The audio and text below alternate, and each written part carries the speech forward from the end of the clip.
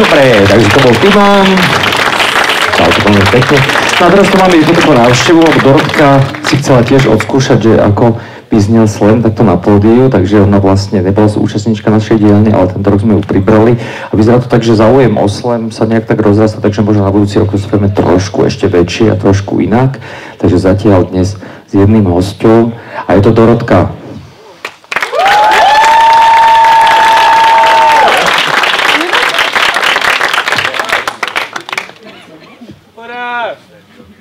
No, dobre. Všetci poznáte tú pesničku. A spolu zomrieme na čierny kašel. A spolu zomrieme na...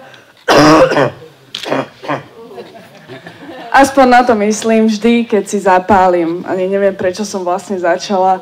Možno FOMO, možno stresy, možno to, že mi to pripomína, ako sme sa boskávali. Nie je to tak vážne, nechaj to tak. To som bola ja. 15, 5 a pocit ženy. Zabíjacká kombinácia, ja viem. A on bol všetko, čo som chcela. Aspoň, čo som si myslela, že chcem. Nízky, zlý zmysel pre humor, fúzik, ale hlavne bol starší. Veď vek je len číslo, áno, a väzenie len budova.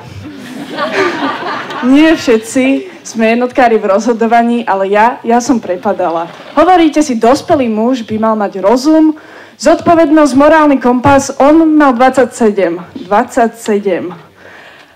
Cítim sa zle, že som nepočúvala ostatných, keď mi hovorili, nechod za ním, nechaj to tak, neber od neho to koleso. Ale ani on mi ho nemal dávať. Láska v mojej hlave bol len chemicky upravený štokholmský syndrom. A keď prišlo na vec, tak som sa bála. Lebo ak mi nedáš tvojho tela, budem sa hnevať. A to som nechcela. Chcela som len, aby ma mal niekto rád.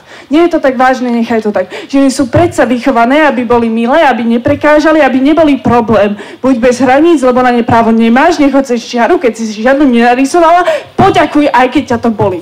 Tak som ďakovala za to, že si mi ukradol úsmev a nalepil tam nálepku. Nie je to tak vážne, nechaj to tak. A ja som sa mohla ísť utápať v tripe, 3-krát väčšom, ako bola moja sebaláska, len odpoveď na to, či ma ešte niekto bude ľúbiť, keď už nie som celá. A pýtate sa, čo sa stalo s ním? Však nič. Ghostol ma. Však aj taký je futbal. Niekto padne, niekto kopne a hra ide ďalej. A neostali len návykové látky a sebadeštrukcia, ktoré simulovali jeho objatie. Na 3 roky som sa zasekla v špirále, točila som sa dookola v tých istých sklzoch, v tých istých chybách, tam, kde neexistoval úsmev, iba grimasa podsvietená THC. A keď už som sa cítila ako nikto, začala som sa rozdávať. Lebo keď už nič, buď aspoň dobrá, veď nie je to tak vážne, nechaj to tak. Dôvod, prečo máme hovoriť, že ju ľúbim, je ten, že sa bojím, že sa zabijem a už ju nikdy neuvidím. Nie je to tak vážne, nechaj to tak. Dúfam, že môj život je len výplod feťaka, ktorý to prehnal so šalviou. Verím v to. Je to ľahšie, ako si priznať, že túto špinu zo seba už nikdy nezmiem, ostane zarytá v mojej koži ako jazvy na rukách, ktoré síce po rokoch zmiznú, ale ja vždy budem vedieť, že tam boli. Pre teba to bolo nič a pre mňa otázka života a smrti. Ale koniec koncov, lepší feťák ako mŕtva dcéra, lepší feťák ako mŕtva sestra, lepší feťák ako mŕtva kamarátka, lepší feťák ako to mŕtve dievča. Nie. Ale dnes už mám 18, vodičák, právo voliť a právo povedať, chod do piče, Miro. Ja som si dojebala nervovú sústavu takisto ako ty mne život. Bol si moja prvá láska, tá, ktorá na tebe dá zanechať dopad.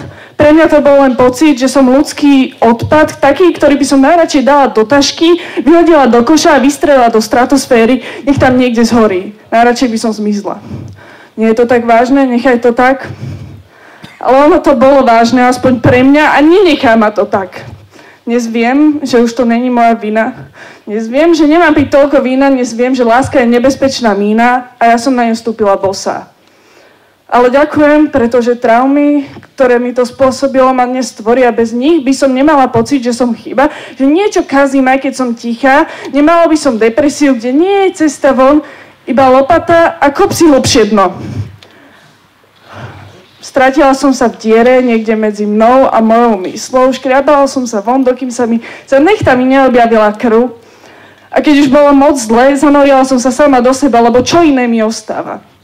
Nechcela som ublížiť ani sebe, ani vám. Som hľadala komfort, silu, vedomie o tom, že to je pre mňa miesto. A čas po časti si vytváram vlastný úsmev. Taký, ktorý mi už nevezmeš, ten si radšej vezmem sama. Dobre, kamaráti, ďakujem za pozornosť. Idem si zapáliť.